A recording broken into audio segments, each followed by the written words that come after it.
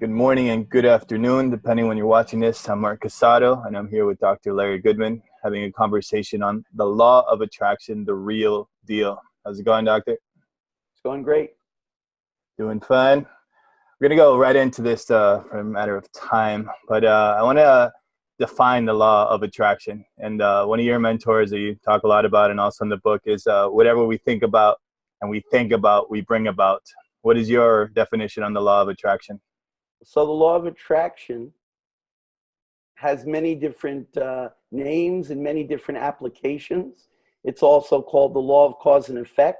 It's also called the law of karma. And in its simplest form, it says what goes around comes around. Or yes, as John Demartini describes it, what you think about and think about, you bring about. And it also can be said, what you think about grows. What you focus on grows.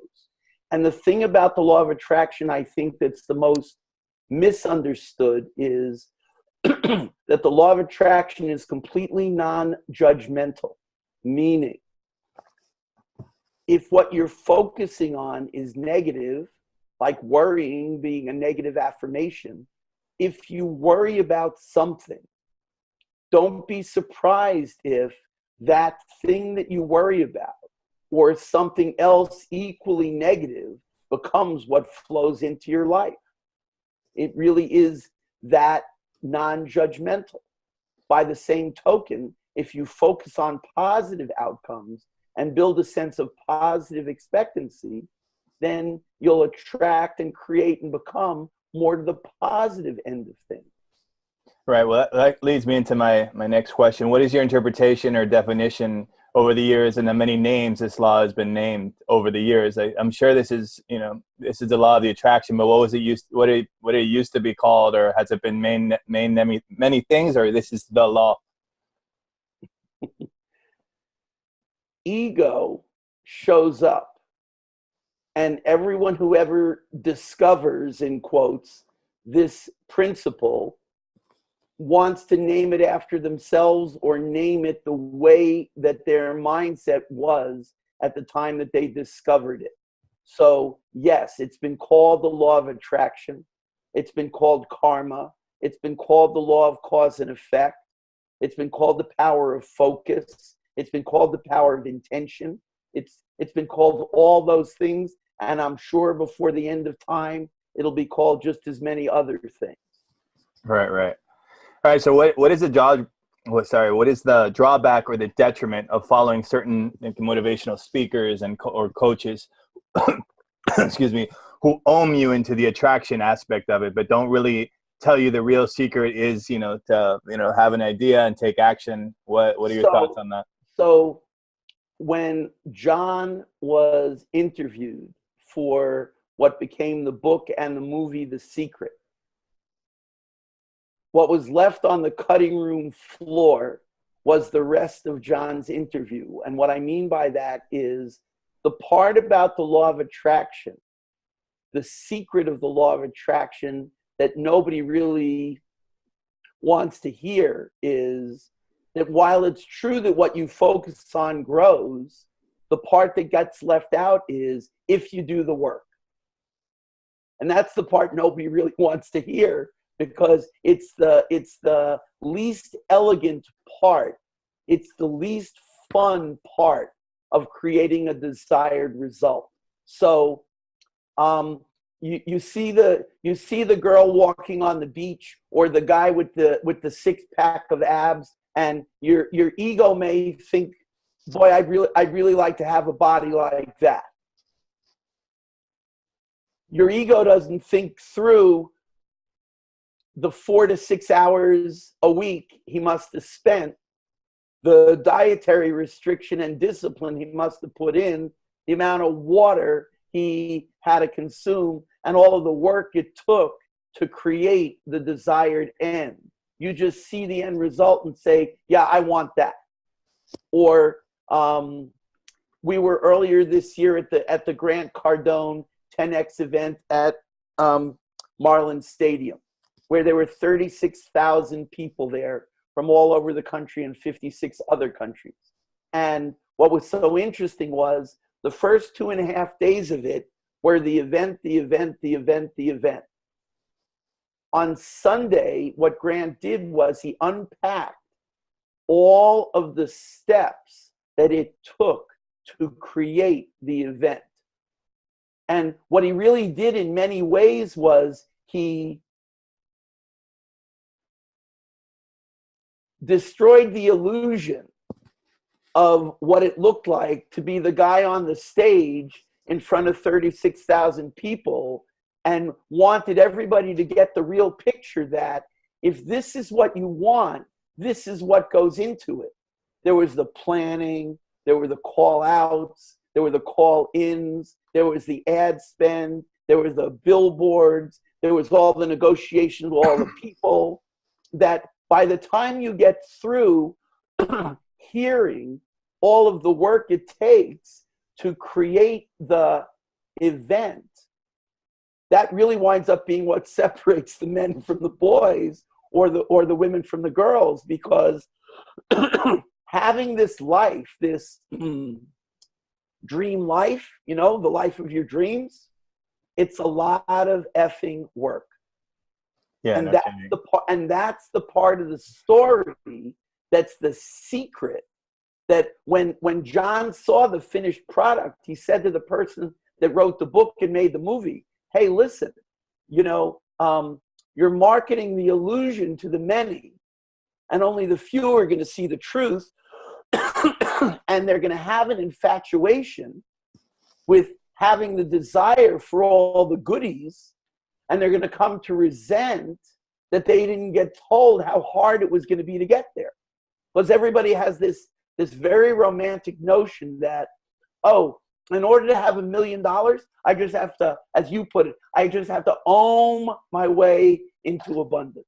I'm gonna sit in my lotus position, and I'm gonna just meditate, manifest, to come right here and land on the doorstep, and it will come right here and land on the doorstep in a Gucci sack. Yeah. And it'll just be there, and I can smile, and then I can just go to the beach and ride off into the sunset. Yeah, right. And that's not how it works. That's not how it was ever designed to work. So why do and follow the law of attraction with its beliefs that positive or negative thoughts bring positive or negative experiences into our life? Why constantly being attracting instead of letting things manifest into their destiny? Well, there's a misunderstanding along the way about how, in fact, you manifest. Because we all, especially in Western culture, created an infatuation with making things happen, which is the diametric opposite of being more Eastern or more philosophically or more spiritually based, where you let things happen. And the misunderstanding is letting things happen doesn't mean sitting on the couch waiting for it to show up. It rather means attitudinally doing the work, having the vision, but still remembering that there are these universal principles guiding things, and that you're not in charge. You're not in control. You've got to, it's a paradox. You've got to act as if your goal setting and doing the work has power, because it does, but paradoxically, you've also got to recognize that you're powerless, because the final form in which it's going to manifest may not be related even directly to what it is you set out to make happen. That's where that great quotation, life is what happens to you while you're in the process of trying to make happen to you what you think is supposed to happen. Right. You know, that coincidence is really the creator's way of remaining anonymous. So you go about trying to make a goal happen. Right. And in the course of going about trying to make that goal happen, this takes place, and this takes place, and this takes place, and this takes place, that weren't even on your radar screen And at the end of the day, you achieve something like the end result you desired, but you may achieve it in a completely different route than what you really thought was going to take place.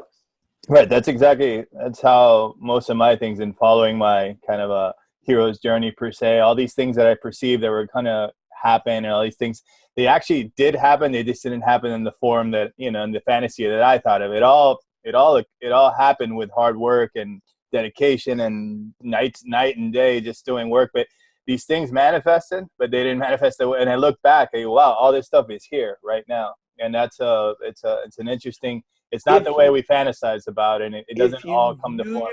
If you view your life retrospectively and you achieved some modicum of success, and by success, all I mean is that the stuff that was on your fantasy list, your wish list, if you will, that you got to check off a bunch of stuff in the boxes, the way, in fact, that you went about achieving that stuff is almost never the way you thought you were going to achieve it.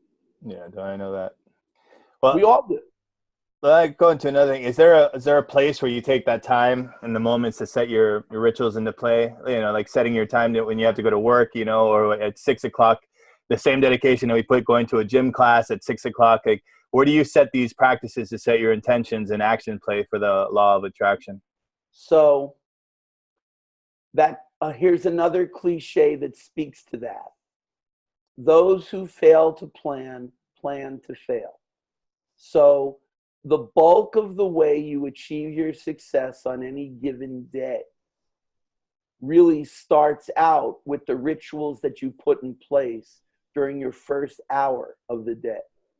I remember watching a YouTube video on a phenomena called the 5 a.m. Club.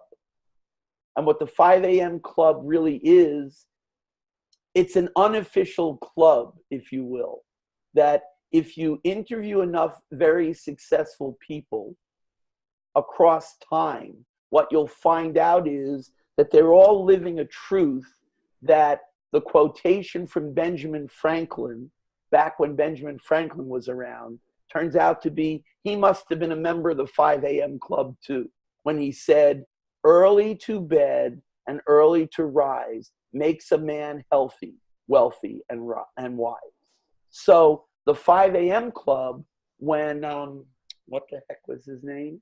Robin Sharma talks about it, and he said that when he was in his company, he found out retrospectively that all of the highest achievers in his company all had this one trait in common. They were all up and around and in action, setting the tone and the stage for their day at 5 a.m. So he wrote this whole section about the 5 a.m. Club. Yeah, I think he just did a new book, is 2020. Yeah, I'm trying to get into that. It's difficult. It's difficult because I'm not setting the time and effort and manifesting that. Well, so it's all about how big is your why and the power of your why and your willingness to bear the discomfort that goes along with creating a new habit. So to answer your question directly, I establish these rituals for myself and my clients, starting, in my case, it's at 5 a.m. And the tool that I use and I suggest to people to use is the structure within, in my case, it's the structure within the scheduling element of my smartphone. So I literally create the flow of what would be my perfect morning. Right. And it takes on the form of a to-do list. Because it's there already in an automated fashion, when I then do it, once I have achieved it for the day, I get to write in done. Now, so that not only does it actually get done, but I neurologically encode it and reinforce it in my nervous system by taking the additional action of acknowledging myself for doing it. Right. And then over time, that action, which may have been not necessarily how I was born to do things, eventually the new habit gets installed by space-time repetition until eventually, like what happens with me is I just wake up. I don't use an alarm clock. I haven't used an alarm clock in years. My neurology has set itself that around about that time, give or take maybe 5 or 10 minutes, I'm just up. And when I get up, I have my set of rituals that I do to set the stage for my mind, my body, and my spirit to take on the day. Right. Well, to go on to what's it called? Something you say often is discipline shall set you free. Also, another thing on that, I was a Navy SEAL I was listening to. You know, he said a lot of people have a problem with their schedules and their kids and XYZ, but even if it's 6 a.m. or 7 a.m., do it every day. Like every day, structurally 7 a.m. Every day. You have a lot of people, I know editors and stuff like that, video editors and people in the design field and the arts, you know, they get inspired late at night. That's as I used to. But the thing is, if you do that and your habits say go to sleep at 2 a.m., wake up every day at 8 a.m., like every day. Don't go till 10 because you got like a structured 9 a.m. or 10 a.m. or 5 a.m. is the exact because everyone else is sleeping. But I'm just saying structure the foundation of ritual is how you create habit, and habit creates predictability. Right. The way to make someone insane is to mess with their scheduling, to mess with their programming, to mess with their sense of predictability, because we are, as human beings, habit-driven machines. So if you deny the opportunity to harness the power of the habit, you're denying yourself the opportunity to really harness your true creative power. Right. Well, can you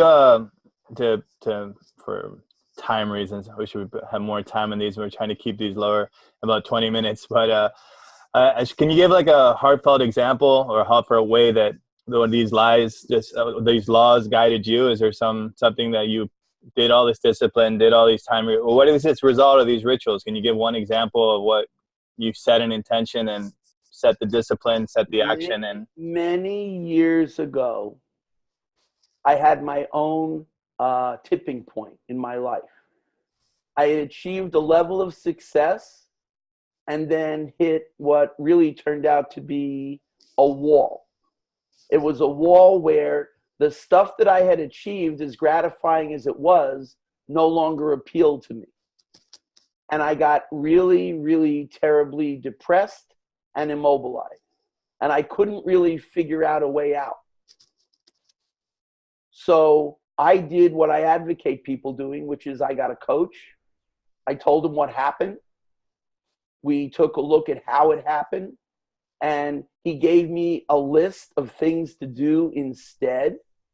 And just like anybody else would, when I first started to do the things instead, it didn't feel good. It didn't feel comfortable. At the time that this happened, I weighed 90 pounds more than I do now. I was sleeping till 9 or 10 o'clock in the morning and going to sleep at 1 and 2 and 3 o'clock at night. That was just, whatever the story was, I told myself that's where my discipline was.